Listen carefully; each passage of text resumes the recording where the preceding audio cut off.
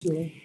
Well, Linda, I am really excited to have this conversation with you. And I'm really excited that we get to bring this book to people at Warwick's. And I just want to show everyone the cover. Gone. Such a great cover. This artwork, can you tell us a little bit about it? Oh, It's yes. a little That is personal to you, I think. one of the very special things about the book. My daughter Tiffany drew the legs, and she has grown up with those legs. She knows what they look like. She's helped me put them on year after year after year. So they have a very personal feeling for all of us. And that's what they look like. And those shoes that are on them are the shoes that were on them for probably years. Same The shoes all the same time. shoes. You Same didn't shoes go all shoe the time. shopping. So you didn't have a Well, I shoe fetish, buy is the what you're same, telling me. I do have a shoe fetish. I just buy the same pair all the time. Different colors, Why? Now, would it be whatever. harder to walk in different types of shoes? Was that part of Um, it? yes, because when you look at my artificial legs, the ankles are fixed. And so you Hmm. have to have the same height heel every time you put them on. You can't put on a different heel and then you just pitch over like this because you can't flex your ankle. So yes, that's why I wear the same pair all the time. So, And I'm lazy. I don't want to put them off and on. I was going to say, you had one chance to choose your shoes for life, and these were they. These were they. Yep. Well, Well, I I started out with expensive ones. I started out with Ferragamos 40 years ago and decided mm. I would lose all my money if I did that. And I did that once. Aerosols are much more affordable. You're like, okay, we need to think a little more Yeah. logically about how this is going to work. Well, let me go ahead and read your bio. I'm going to read part of your bio and give our viewers out there an idea of who you are, aside from the author of this wonderful book, Gone, that we're going to talk about. Linda K. Olson is an author and motivational speaker with a get out and go message. She's also a radiologist, which we'll talk a little bit about.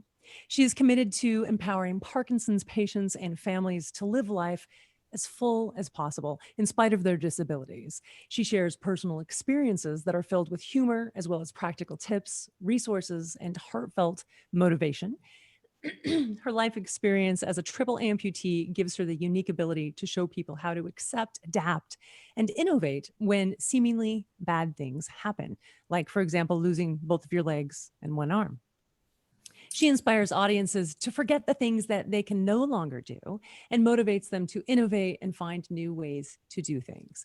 She shows people how to use positivity to bring happiness and get out and go instead of becoming a victim. Congratulations on the publication. And is today your pub date for Gone? Yes, today It is the is. day. And Congratulations. it made me not want to sleep all night, but I did a little tiny bit because this is it. And the Mhm. biggest part of it was being at Warwick's to celebrate. That was the So, pinnacle for me. yeah, walking in and seeing your book at one of your favorite bookstores. And folks, I mean, Julie gave a little bit of a shout out to Warwick's, but what an incredible bookstore. I mean, they've been, what is it, 40? She will tell you when she comes back on, but they're one of the oldest bookstores, but the longest family run bookstore, I think, in the country. 100 And years, is it over 100 100 years? years. Yeah, yeah. Yeah, it's incredible.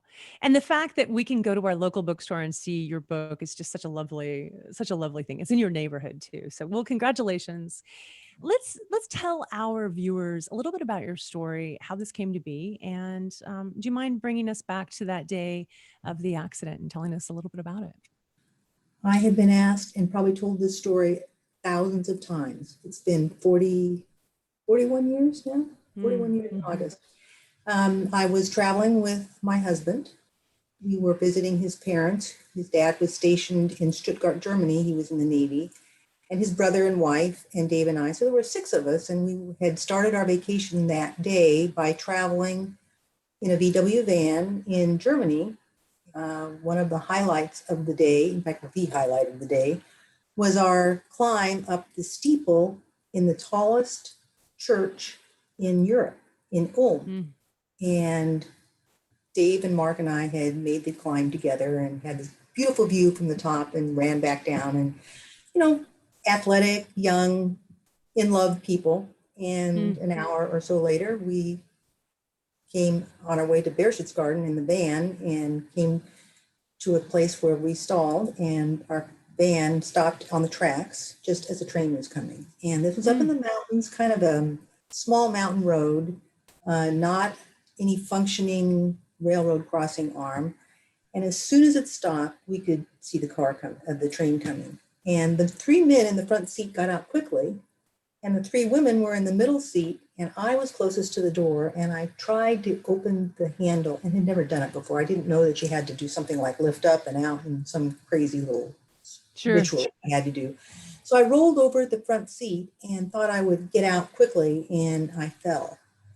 And Dave had just turned back and saw me fall, and he ran immediately, grabbed me, got him up in his arms. I remember our faces were maybe that close, and the train hit. And that impact of that train threw him back along the track, and I was trapped underneath the van and pushed down the railroad track. What I'm told was maybe a couple 100 yards. And when the train came to a stop, they backed it up. Everybody got off the train and they pulled the van off me. Now I know this because I was awake. I never did lose consciousness. It was one of these. Oh my God. Okay, this is interesting. This is like a bad movie. And when they got the van off of me, I could see everybody. The only thing that was weird was they were talking gibberish, which made me think speaking German. You were speaking German. So I finally thought, well, this is good, even if they're speaking German. We were lucky. They had an ambulance there quickly. I don't know how quick it was. And I remember them putting tourniquets on, and I remember them picking up my foot inside a shoe and a leg and putting it on the gurney and trundling me off to the hospital. That was back in 1979, and that was before there were still borders. So you had to go across the border from Germany to Salzburg or to Austria, and they just zoomed right through. The luck, as I had with me, was the fact that they had notified the surgeons at a trauma hospital in Salzburg. So I had 5 surgeons waiting for me when I got there. And that's probably what saved my life. Was they knew I was coming, and they took me to surgery immediately and finished the amputations and debrided my wounds and took care of me.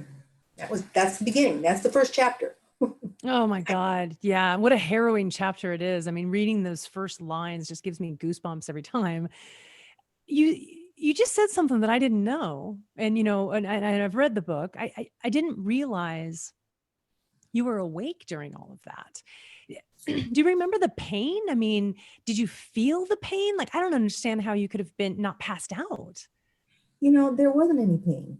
And I've never taken the time to look up the physiology of this, but I'm told. Now you're a doctor and you haven't looked that up. This is shocking to me. I'm just a radiologist. I just look at pictures. All right, fair enough. It was so overwhelming. I actually broke my back at the same time. And to be honest with you, the back is what hurt more than the amputations. And they put tourniquets on really quickly. So I think your mind, I don't know what it is, but to be honest with you, I don't remember feeling pain. I just remember thinking, I'm going to die. I'm not going to die. I'm going to die. I'm not going to die. Until I finally decided to stick with the last one that says, I'm not going to die. I'm not going to die. I'm not going to die. And I normally had low blood pressure, and I thought they're going to think I'm bleeding out. So maybe I should tell them my blood pressure's low. Of course, they're speaking German, and I'm trying to tell this in English, but it worked, and they got me there, so it worked out fine. Wow, that's incredible. And you stayed in touch with the doctors and nurses who helped bring you, who helped take care of you, if I understand correctly. We did. In particular, the nurse. Her name was Nora.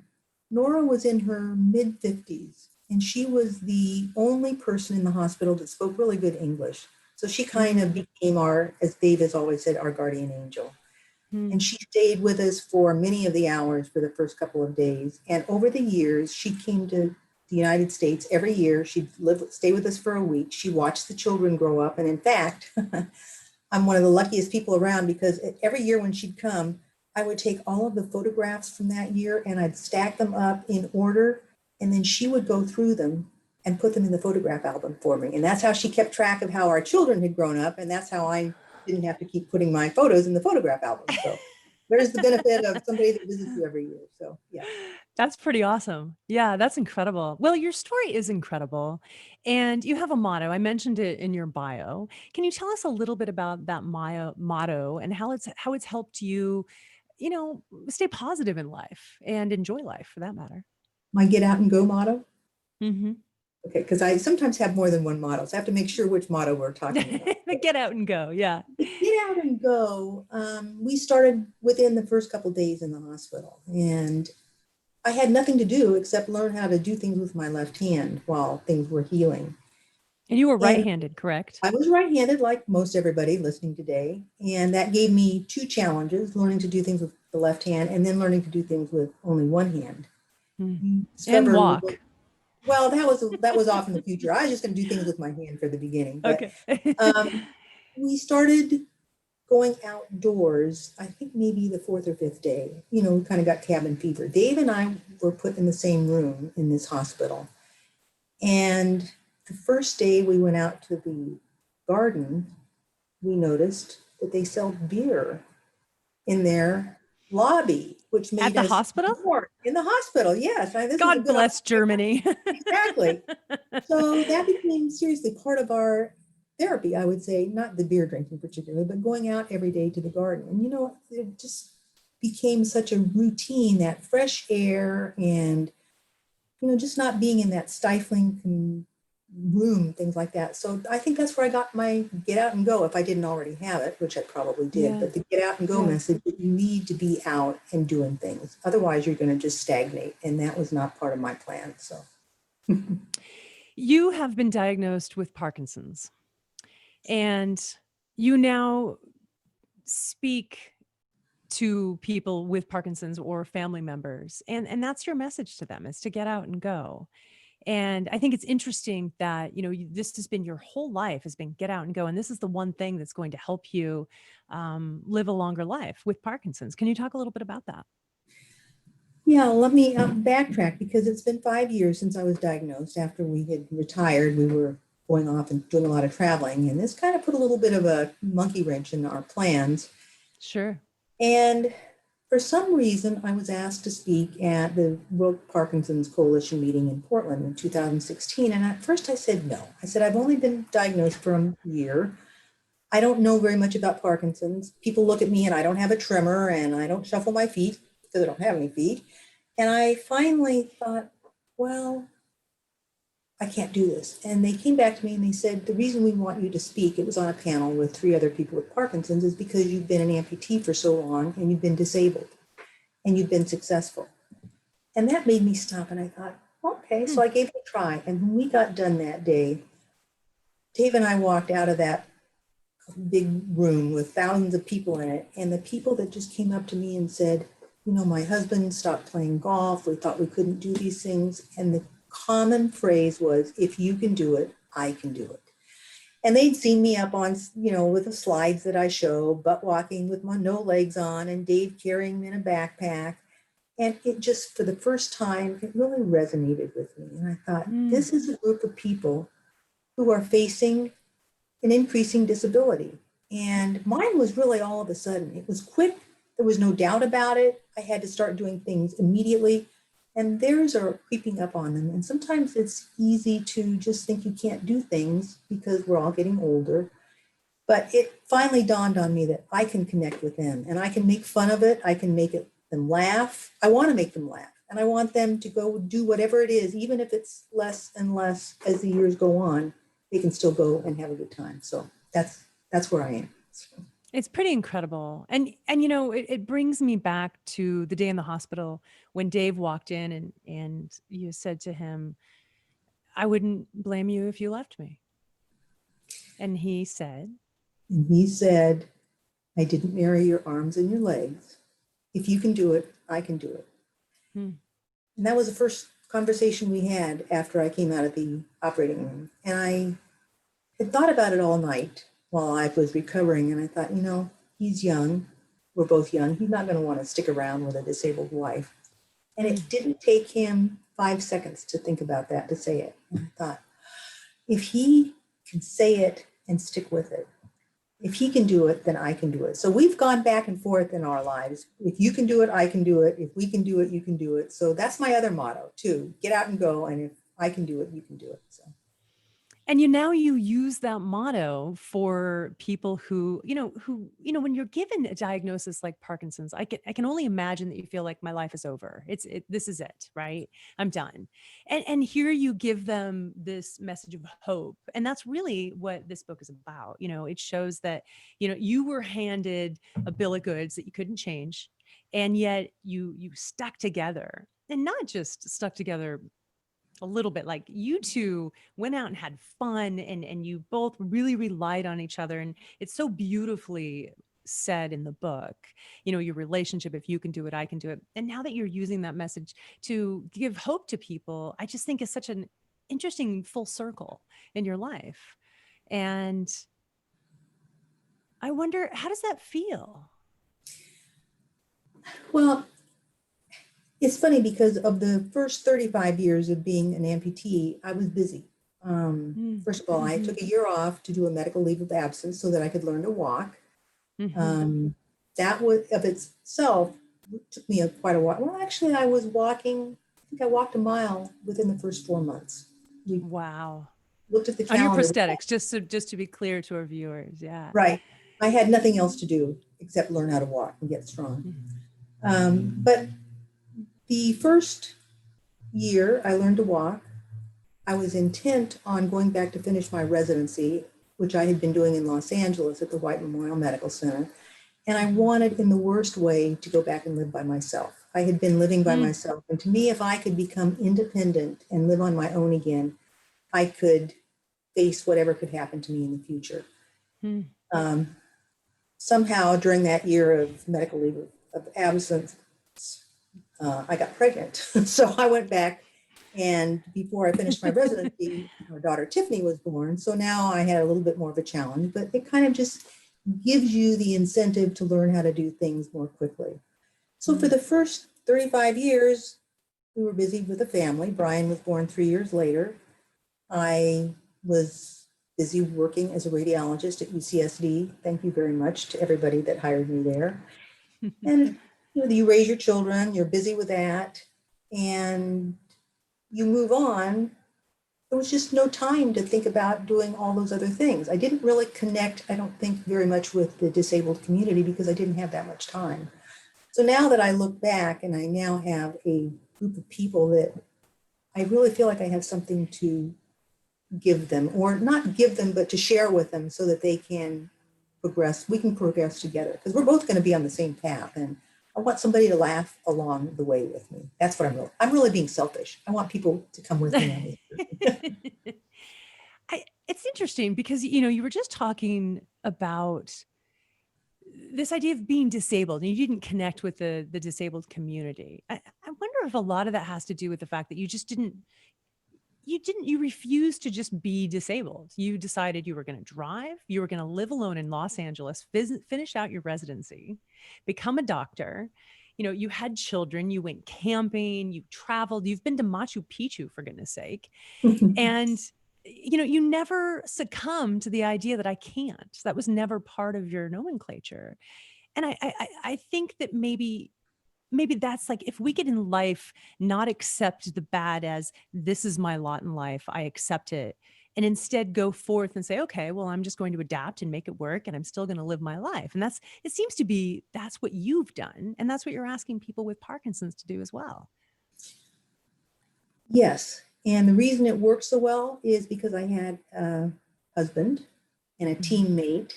And then we expanded that team to our children. And then we expanded that to a lot of other people who, when we wanted to do things, they went with us. The trips that we took out into the wilderness, we did with other people. We couldn't have done those on our own. So when you want to do something badly enough, you start looking around and say, who can I grab? Let's go do something. And what I think we discovered as we started that journey is it made our friends feel wanted. It made them feel like they were helping. And it became a two-way street that I don't think I would have ever understood without being disabled. And that is that I may need help. They may need help. It's like, I think maybe about a year after the accident, I remember going around the corner of the house and crying one day and wondering why Dave would want to stick around. This is maybe just a female thing. Women worry about, losing their husbands or losing their Of looks or course. whatever. Absolutely. Yeah. And I remember having this conversation very distinctly. And Dave said, you may need my legs and my arms, but I need your spirit. And that's basically the give and the take that we discovered we both need each other. And I can't live by myself. I mean, I am disabled. I don't just have a disability. I'm actually pretty disabled, but we can mask it because we set things up. My house is set up so I can be here for a week on end without anybody being here. If something happens, I need to call and get help. Sure. But, in general, I can take care of myself because we've been able to work that out. And I've got people that I can call for help, which is huge. This book, Gone, I've neglected to read the subtitle, which I'd like to read now. A memoir of love, body, and taking my life back. Or I'm sorry, taking back my life. It really is a love story. I mean, I think that the most beautiful part of this book is reading the love story between you and Dave, and then your children, of course. And how much you all embraced the life that you have and lived it to the fullest. I think some of my favorite stories are the camping trips. And if our viewers could just imagine Linda, butt walking in the dirt and cooking with one arm and just camping, and I'm not talking about in a regular campsite. I'm talking about backpacking into really remote places that most people have never even thought about going to. So talk to us about this experience of camping and how y'all made it work. Well, that was probably one of the hardest things for me to live with and get used to. Was I loved hiking. I loved camping. I had been up Mount Whitney twice. I had been down the Grand Canyon. I'd been up Half Dome twice. I mean, it was what I did. And so it took 10 years for me to really get to the point where I could get back out there. And it was one of my college roommates, Carla, who called one day and said, "Hey, Linda, when are you going to get your kids out? Are you going to raise city slickers or should we get out and go camping?" And she proposed that we go to Yellowstone. Huh. Brian was 5 and Tiffany was 8, and their children were 8 and 13. They lived in Montana, and they said, "We can do this with you." So we spent 6 months planning, and we showed up in Yellowstone in 1989, I think it was, and with 3 canoes, took off to the south end of Yellowstone Lake, which has no roads, no trails, and no motorized boats. And it Telephones, was folks, no telephones, no toilets, no nothing. running water. And it's the one chapter in the book, it's the only chapter I use to talk about camping because it explains how we did it. And the first trip was actually pretty humorous because I was not sure it was going to work. So we didn't buy raincoats. And when it rained, I put the kids in white plastic trash bags upside down with holes in them for their head to come through. But it turned out to be the most incredible experience. That first night after David paddled back and forth across the lake, he just fell on the ground and said, "We're coming back." And that's what we did. And the kids, I grew up out there with our friends from Montana for the next, I'm sure easily 10 or more years. Trips into Quetico, 10-day trips where you didn't see anybody, maybe 1 or 2 people in 10 days, and portaging and, eating out off what fish you catch, the Missouri River, Broken Islands, lots of different places. So it became probably the biggest statement to myself that we had done what I had always wanted to do in life, and that was to be in the wilderness and to raise our children to be in the wilderness because, getting pregnant as a disabled person was not hard to do, but it was hard mentally to think about what you might be raising your children for. And would they be angry with us? Would they be, would they rebel or not rebel? Would they feel like people were making fun of them? And I think I really wanted them to live a life that was better than everybody else was having. So camping is one of the things that gave us that. So. And based on the epilogue and the prologue in your book, your book is bookended by your children. Tell us a little bit about how that came to be. Okay, so I started writing this book probably 7 or 8 years ago. And the biggest reason it got off the ground was Tiffany was, and this was after she was out of college. She'd been out for several years. She took an online writing class at UCLA. And she showed me one of the stories she'd written, and it was about her mom being disabled and growing up with a disabled mom. And I got to the end of it and I was in tears. And I thought, it's time. If she can say this, it's time for us. She can do it. I can do it. If she can do it, I can do it. There's a lot of that in our family. And it got me started. And one of the problems as I went along with this book was I was writing stories. I wasn't really writing a book. I was writing, okay, I'm going to write about going to Yellowstone. I'm going to write about getting my car adapted. I'm going to write about building a house or going back to work. It didn't have a character arc or a story arc to go through it. But when I finally got far enough along to realize, with the help of a developmental editor, Kristen Iris, she helped me make it so that you wanted to go from one chapter to the next and they made some sense. Tiffany's story became such an obvious part to put in. But in my writing groups, people kept saying, no, this is about you. You just write this book. And I kept saying, no, this is about my family. It's really about Dave and the kids. And eventually, I convinced everybody of that. And I'll tell you one more part there. But once you do something for one child, you got to do it for the other. So I thought, what do I have to do about Brian? So now remember, these kids didn't write this to go for the book. These were things they wrote, not knowing that I was, thinking about a book or writing it.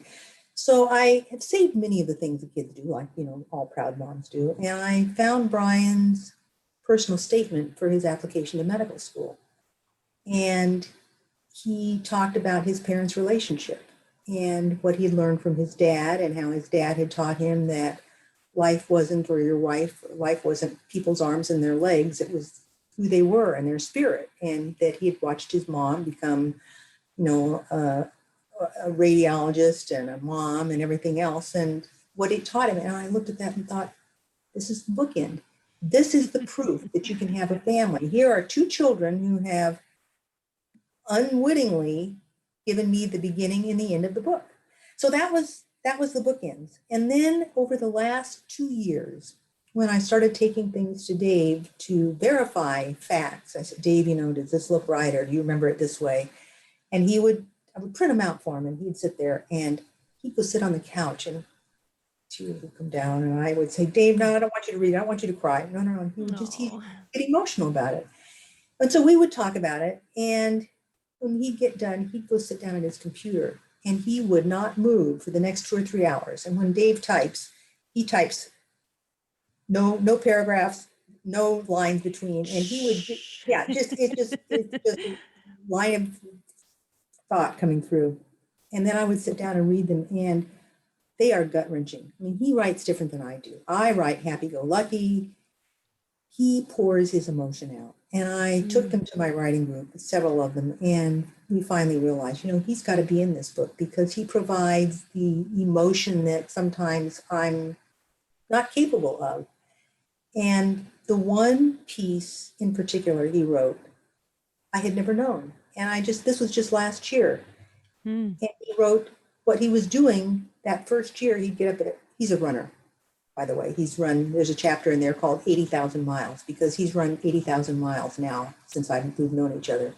He keeps track of it. But he wrote a piece that he would get up in the morning and run at 4:30 in the morning out Rose Canyon. And he would go out there and cry. And he would get it out of his system. And he would come back, get a shower, put his uniform on, go to work, and he was in the Navy at the time, and be able to start his day and do it all over. But he would do that every day because that's what gave him let him get the emotion out and let him focus again so that he could work hard and be what he thought he needed to be for me. And I had no idea he'd been doing that. So of all the things about the book, that made me cry. So wow. That turnaround. So that's why you'll see all of our voices in the book. And I think it's what made the book so moving is because you'll see all of us in bits and pieces. So yeah. It really is the love story. It's not just a love story of you as a couple. It is really a family love story. Mhm. And, the kids didn't really think of you as different. They never said, oh, my mom's different. I think they were surprised when they learned that not all families have butt walk races, right? Tell us what butt walk races are. Well, butt walk race is something that I can win and nobody else can win. So that's why we have butt walk races, because I like winning one thing. So if you look at me and I don't have my legs on, my fake legs, and you just sit me on the ground and we line up and we line everybody's butt, the back of your butt has to line up. And you sit down and your legs and feet and ankles and shoes and all that stuff are way out in front of you. And then we start butt walking down the hall. I go like this really fast, and you got to go like this, and you can't quite get there as fast. And so the kids could never win the butt walk race. So we did those for years, and when their friends would come over, we would do that. But a couple of years ago, now this is when Tiffany now has a granddaughter, Sierra, and they bring a water polo team of 12-year-old girls down here. So I have 17 people living in the house for a week. And the Oh night my before they goodness. left, a lot of the kids didn't really know my story, even though they'd been living in the house with me for a week. And they saw me without my legs on all the time. So Tiffany told them what had happened. And some of the moms were here, and it was a very interesting evening. And so she told them how we had butt walk raced. And so these 12-year-old girls, probably 12 or 13 of them, we got down on the floor together and we butt walk raced. And of course I won. And now I'm a grandma. I'm, almost 70 years old. But there was one girl who was so competitive. She couldn't stand that. So she made me do it 3 times. And by the third time, she and I were going side by side, and she would just elbow me, and she was doing everything to knock me down You're so like, she could win. Yeah. I'm not sure. She may have won the last one. I'm not sure. So that's what a butt walk race is. So if you want to come to my house and challenge me, we can butt walk race. So all right. I might do that actually. okay, I'm positive I will lose, but margaritas afterwards exactly, right? or before. I don't know. Maybe before would be better Yeah. for me. So, I just thank you for writing this book. Has it been hard to tell this story, to put everything, to go and revisit, I mean, the pain? And you said something earlier that I think is really key. You're happy go lucky. Dave sort of pours his emotions out, and you were sort of forced to dig deeper, to find the pieces, because not everything is happy go lucky. And was that hard for you to revisit it and to kind of force yourself to go to a dark place? You're not used to doing that. It was. And the typical way you learn to write is you find a writing group, which I did, and Jeniffer was part of one of those and was a big part of it. Zoe Garamani was another one. And you print out the chapter that you're going to read, and you pass it around and you read it, and nobody can comment until you get done. And then they go around and they tell you the good and the bad, and you have to keep your mouth shut. And you take notes. And I would come home with all my notes, and it was almost always, tell me more about this. Well, that didn't ring true. And it's what made me eventually go back and think about, well, was it hard to do these things, or am I just not remembering? And even when I would go back and write them, I still had such a good time while I was doing them. And when I would get dark or get sad or get depressed, it didn't last very long, because I don't like being sad and I don't like being depressed. So they happen, but I make a big effort to find something to do to take my mind off. I guess I look for distractions. Maybe that's why I never concentrate on anything. But it was something I learned early on, was to pick myself up and get out of that situation if I could. But yes, that was the hardest thing for me to do in writing, is to show the sad or the hard times. And thankfully there weren't a lot, so I got over it real quick. Yeah. And I think it has a lot to do with attitude, and pushing through, and that whole attitude of, getting out and going. And if you can do it, I can do it. I mean, it rings true in the book, in every page, which is why it's such an inspirational story of hope. And it shows people you can get through whatever it is that life hands you, you can get through it. This book has been doing pretty well. I mean, it's only available today, and already you've been chosen for 2 Book of the Month clubs. In fact, I'm the co-founder of the San Diego Writers Festival. And unbeknownst to me, your book was chosen as I think it's November, December pick for the San Diego Writers Festival for local author spotlight. So congratulations on that. And I think before this conversation, you were saying you were chosen for another book club. Can you tell us about that? Well, the Parade magazine named it as one of the 24 best memoirs to read in 2020. And Awesome. there is the Women on Fire. She has also chosen it for her November book club. Awesome. Congratulations. Yeah, there's some good things happening. So it's really shocked me because I didn't think it would. I thought it was just going to be a little book and we'll just sell it. So I don't know. We'll wait to see what happens. I'm actually becoming kind of excited about it. So that's good. Because I remember, I mean, I think initially you thought, I'm going to do this for friends and family. People have been asking you to tell your story for years, and it was more like a friends and family. So how does it feel now that you're like, okay, it's out in the world, people are going to read it, and people are paying attention? I'm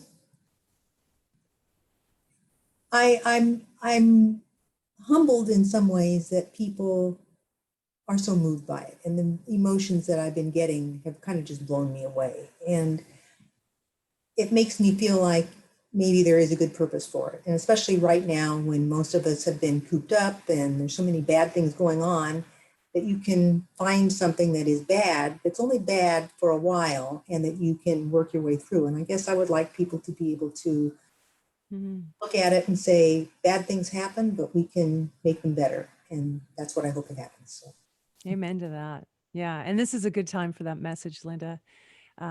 People are struggling a lot in America, all over the world. And I think this book is for anyone who's looking for a book of hope. And it's just such a fascinating story, what you've accomplished in your life as a mother, as a doctor, as a wife, and just an incredible woman. So everyone, I highly recommend Gone. This is a memoir of love, body, and taking back my life, available at Warwick's. Hi, Julie. Linda, what's next for you? What's on your horizon? Well, I would love to start traveling again. That would be number one. And there's a little tiny thought about maybe writing a children's book. I just whispered that. I'm just whispering. Yeah, I'm not there whisper. Yet, but let's start thinking. Yes. Yeah. It has butt walking involved. I know it. Of course. Yes. Yeah. Well, thank you so much. What did you say? Maybe we'll have CD videos of people. We can have butt walk competitions. I'm really getting ready for that. Virtual competitions. It's on. It's on. I'm seeing some TikTok videos coming. Absolutely. Brilliant. Thank you so much, Linda. This has been a really fun conversation. I appreciate the time. Thank you, Julie, for having me. Oh, this is amazing. And Linda, you're not just an inspiration, you are amazing. And so this has been such a wonderful conversation. And Jeniffer, thank you. And you have got so much love going on in the comment section. So you're going to have to go back to our page and look and comment to everybody that has just shared so much love for you. My favorite, though, was from your daughter, who said that she can attest to your love of Warwick's by her bookshelves are very full. So, yes. So we appreciate that very much. Well, just a minute, Julie. One thing I have to say, and I told James this morning when I was in there, James was the first person that I told I was going to write a book. And the reason I did it was one day I was at the cash register forking over my credit card, and I looked at him and said, I'm going to write a book, and I would really like for it to be in Warwick someday. That was the pinnacle in my thinking, was if I could get a book in Warwick. So James was the first person to know. So well, and he is still a treasure at the store, and as are you. And we're so happy that your book is with us and in the world, and that it's getting the accolades that it most certainly deserves. So awesome. It's amazing. I have a question. I'll save my question for the end if I get a chance to ask it, but because there's lots of questions in here that I'm seeing coming through. So the first one is from Sherry, and her question is, what tools did you draw on to continue to have such a positive attitude about life? I think it was, most of them were just mental. I had nothing else I could do. All I could do was lie in bed and try and figure out what to do with my left hand. And it was the only thing I could take control of, was to make a decision that I wanted to be, well, I looked at it as two things. You could make a decision to either be happy or not. And I was hell bent on being happy, and I knew it was going to take a lot of energy. So I think that was the big crux of it, was a decision that I was going to do whatever it took to be happy. I don't know any Awesome. better answer than that. Yeah. Yeah. It's so much is up here, right? Right. Yeah. I'm just going to go in order of these because there's so many coming through. So they might not, usually I try to like pull them, but they're coming in fast and furious. So I'm just going to read them in the order that they came in here. So they might jump around on topics on you. So Stephanie wants to know, what genre books do you enjoy reading? Historical fiction, not biography, well, kind of biographies, and romantic fiction. I hate sci-fi and horror. Absolutely hate it. Of course. Okay. Yeah. Yeah, it's so funny because, and there's so many. I mean, this year was one of those years that, you know, when the pandemic and releasing books, and this was an unusually good year for books. I mean, yours is one of them, but I mean, there was so much good fiction. There was so many, and it's just like, and nobody could come in the store, especially back at the beginning in like April, you know, March and April. I felt so bad for those authors that had books coming out because there was nothing they could do. It was just, yeah. But, so anyways, you're just getting, I mean, all the comments are flooding in. So you're going to have to come and look at this because there's just some great comments that are coming in. So my question, yeah. So just go and take a look at that because there's lots of good things you can look at. Lots of love poured in. So my question is, the title, was that always the title, or how did you morph into that? Well, that's the sign of a good publisher. I had a working title of I Didn't Marry Your Arms and Your Legs. And everybody told me all the way along that it was not going to fly. It was not a good title. And I kept saying, well, but that's what it is. And I was my stubborn self. And when it went to She Writes Press, Brooke Warner read it. She came back and said, that title is not going to fly. And she said, after I read the first chapter the second time, the word that kept coming back to me was gone. You kept looking down and your legs were gone. And that's all you talked about was gone. And she came up with the gone, and then the love, body, and taking back my life, which it was not, and it hit. As soon as I read it, I thought she hit it on the head. And then when we came up with the legs, drawing the legs, I thought, oh, this is me. Those are what I put on every day. That's the bottom half of me right there. And if I don't have them, they're gone. You know, so it was Brooke's doing. So she gets credit for that. It's a good title. It's good. And it's one of those things that, you know, I mean, obviously at the bookstore, titles are very important, and they have to be something that people remember and that, you know, that is catching. And so there's so much that is. And so good job on your editor there. That was a good one. Yeah. So, like I said, there's lots of great comments that came in. We're going to wrap this up here. So Jeniffer, for people that want, I know I talked a little bit about the Writers Festival, but other ways that people can keep in touch with you. What's the best way to do that? Yes. So you can follow me on Twitter at PodPremise and at Jeniffer Grace. And you can also visit me at monkeycmedia.com. Excellent. And then I also wanted to just remind people that the link is there for you to purchase the book from Warwick's. And Linda, I believe you're going to go in and sign some copies for us too. Is that correct? Yeah. So so that's always a good thing. And if people want to keep, do you do any of the social media stuff, Linda? Do you do, or not really? Okay. Do you have a website? She has a website. Yes, Jeniffer made it. I do social, I do Facebook, and I do Instagram. I have my means there. I'm just not as good at it as I should be. So yes, I do look at them. There's an incredible video. I'm sorry I interrupted everybody. No. Of Linda doing her one-arm push-ups on her website at Linda K. Olson. That's the letter K. LindaKOlson.com. So check it out. Follow her. Yeah. And there might be some butt races in there too. And there's butt races. We probably should get those in there too. So.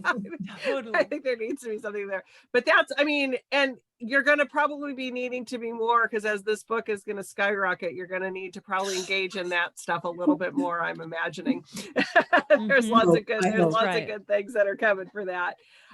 So you can do that. Any last words, Lynn? I'm going to give you final words. Any last words that you want to tell people? That you had a great audience watching here tonight with you.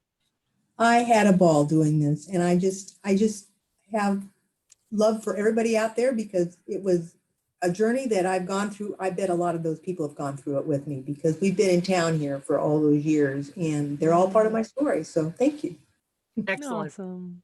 Well, what a great night. And I love, and your daughter just said she does social media. Okay, good. She's been pretty funny in the comments. So Tiffany's She's pretty been funny great in life. So there's nothing new about that. I love it.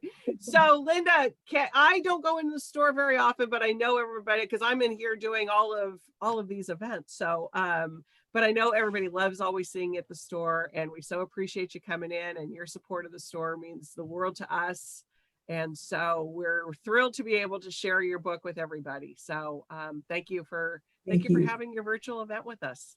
Thank you. Thank you for letting it happen. Yes, absolutely. Jennifer, we'll see you soon. And Awesome. Best of luck. Congratulations, and good luck with all those other events that you're going to have. Thank you, everybody. All right. Bye, everybody on Facebook.